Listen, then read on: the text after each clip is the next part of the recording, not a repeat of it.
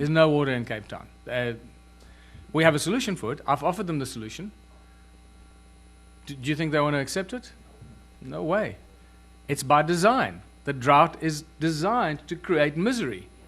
So if you offer them a solution, they might just kill you because they don't want a solution. So just like the people, the bleeding heart, naive inventors that create energy devices and cures for cancer, and they run right into the devil's lair and say, look, I've created a cure for cancer. Gone. Like they think they're going to be celebrated and become a hero. No, the opposite happens. The same in Cape Town right now. They want to make sure that Cape Town goes through I don't know what the plan is and how bad they want it to get. Because we can put a bunch of desalination things in the ocean, we can have as much water as you want. And I've got access to the technology, and it's not reverse osmosis stuff. This is really advanced technology that creates free electricity while it's doing it, by the way. I didn't want to tell them that. I just want to get them the machine so we can start making the water and then say, oh, by the way, we can also give you electricity.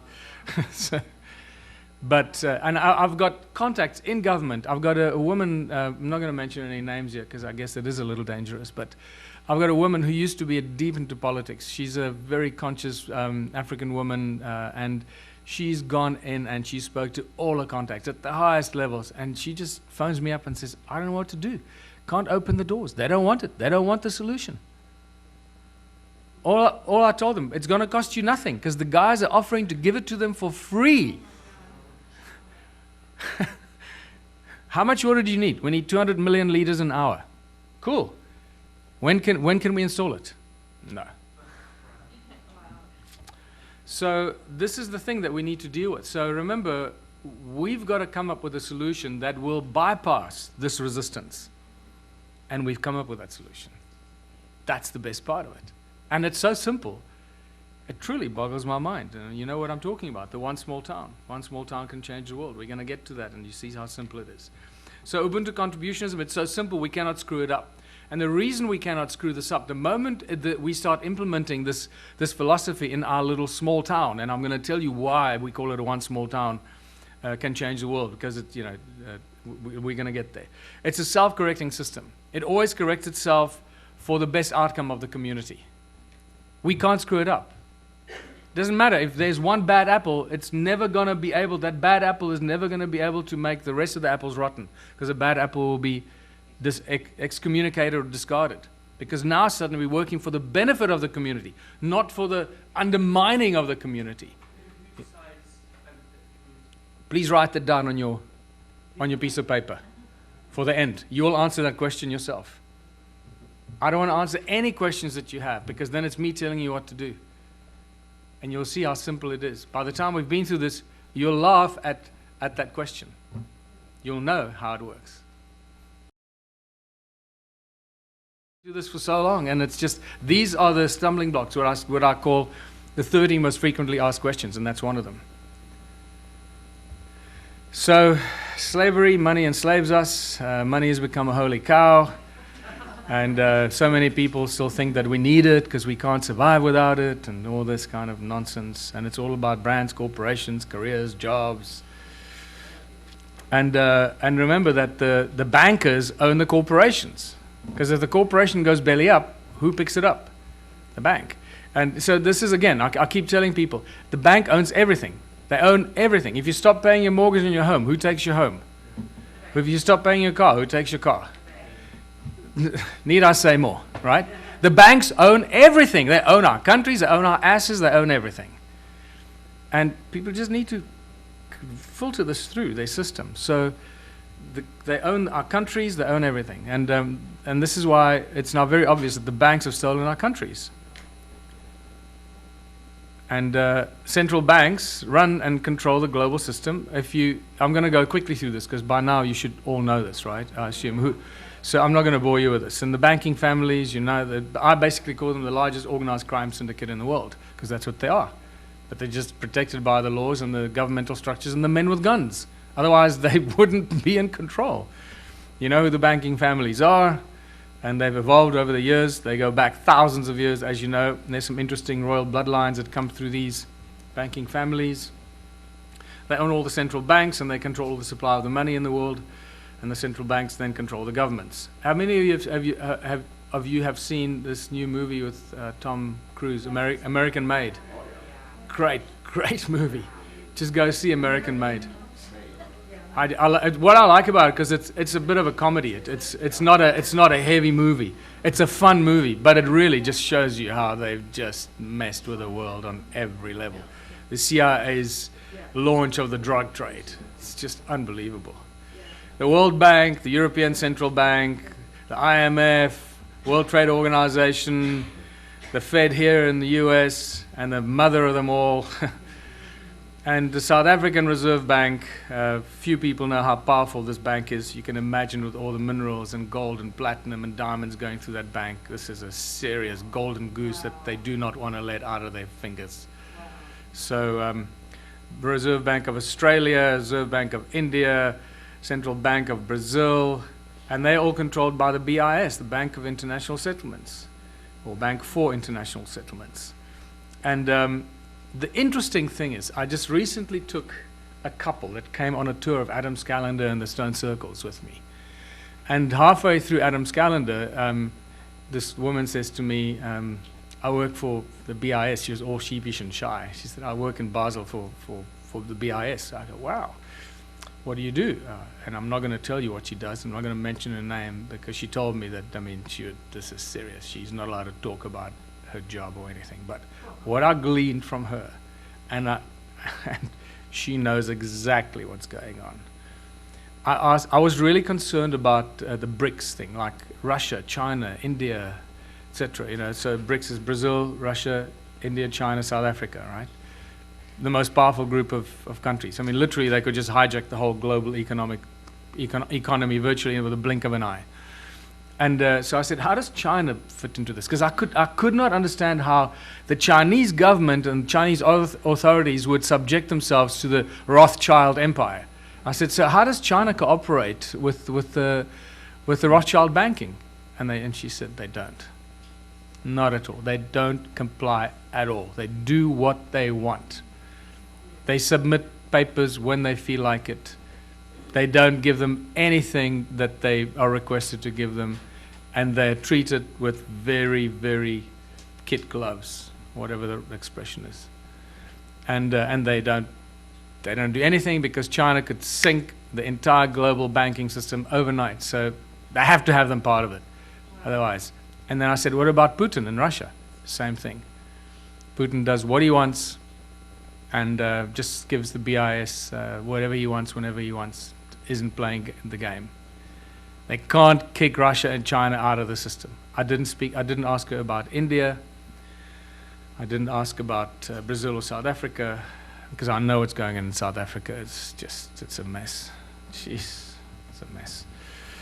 So the central banks all operate outside of the legal system. What is that? There's a famous interview with the ex-head of the Fed here in America, Greenspan.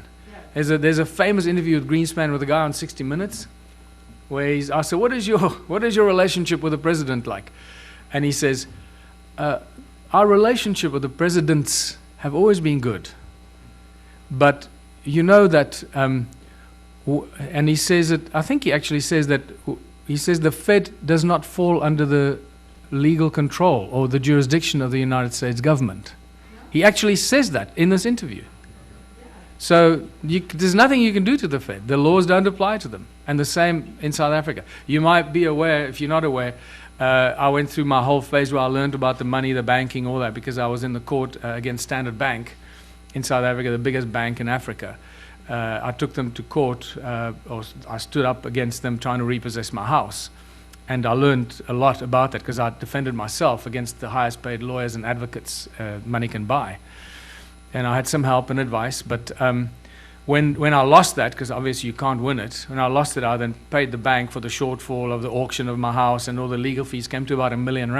And I paid them with a promissory note, paid them with 4 of my own promissory notes that I created. They accepted it, but I think they only accepted it because they didn't want to create any more heat, because by the time it was getting media attention, and I got big support through the groundswell and so forth, so they just wanted me out of their hair. And I know that other people have tried to use my promissory note And I've heard from 2 of them that it's worked. The rest of the people are struggling really badly.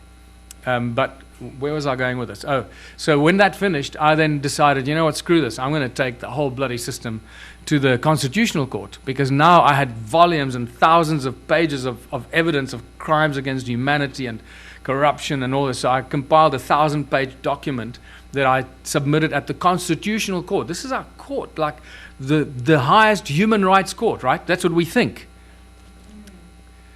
And I basically, this was a very interesting thing. I went and served the papers myself on the Director General of the South African Reserve Bank. And you can just imagine, just to get into the bank, you go through like layers of security, right? So I delivered this 1,000-page document with the court papers for them to sign at the South African Reserve Bank. And they were confused that I was serving papers on the bank to get them to court. This has never happened. So it took at least an hour for them to figure out what to do. And then the legal team, all like 6 guys in suits, came down and started to cross-examine me because they didn't know what I was doing. I said, you guys are going to court. Here, I'm serving you with papers. You're going to the Constitutional Court. Just sign here. This is not a big thing. Just sign that you received the documents, and I'll see you in court. It's like, what? And anyway, so we submitted the documents at the Constitutional Court. I was given a number, and a week later, or 2 weeks later, I get an email from the Constitutional Court saying, we will not entertain your case. I should actually put it in this presentation, because some people have questioned me on it. So, are you lying? We've checked the Constitutional Court cases and it's not there. And basically it says, we will not entertain your case because you have no prospect of success. That was it. That was the argument. You have no prospect of success. So I went, wow. I thought before you reach that kind of statement, shouldn't we go to trial, or at least a hearing, so you can reach that conclusion that I have no prospect of success? So now you know who the Constitutional Court works for. You know that banks create money out of thin air. They bail out countries. Just anyone that still wonders about who is the highest authority, the bank or the country. Right? So if a bank can bail out a country, that clearly tells you who sits at the top.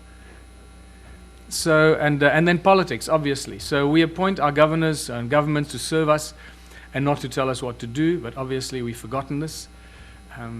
Just to remind everybody, the government is not your friend and is not your servant. Government serves the banking families, and our governments borrow money from private companies called central banks. If that's new to you, please go and do some research or read this book. It's all in this book. Very simply put, in all of the details that you need, not to question it anymore, not to wonder where you get the information from. All the detail is in here. This is why we pay taxes, VAT, levies, and charges, because our governments are borrowing money from a private company, and they have to pay it back to that private organization. And until the year 2000, these following countries had their own state banks that weren't controlled by the Rothschilds. And I can see, you realize what's going on here, right? Yeah.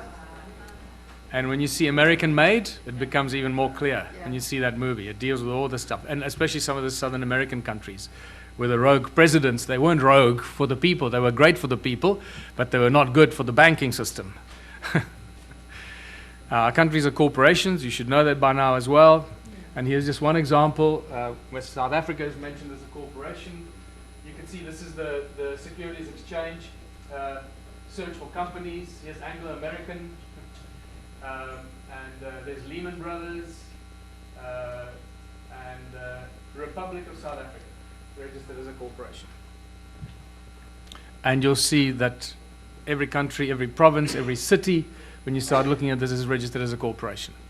This is just a small example. You can do the rest of the research for yourself. Our education, and that's unfortunately where we all have fell victim to this draconian system, because our education is structured and paid for by these companies and these organizations. So very gradually, over the last 150 years, they've turned the education system into this sausage machine that turns us into complete morons. You know, what happens to somebody, so education system it controls money, controls the education system, and our schools are really indoctrination camps to brainwash our children, to follow orders, to bow to authority. If you look at that. Does that look like a really inviting place of learning where you will learn skills for life? Like, really? So it's a perfect tool of manipulation. It restores our ability to think for ourselves, place to hide knowledge. That's the other important thing. If you think about where all the knowledge disappears, all the major universities, all the inventions and breakthroughs they have, never gets out to benefit humanity. And that's what universities should be doing, isn't it? To help us share that knowledge. So just basically the main objective of the education system right now is to create a future obedient labor force. That's all it is. It's very simple. Because what happens when you leave school, right? In the past, you would learn a trade. You'd learn how to bake or how to grow food or how to weld or how to do this or how to do something. You'd be good at something.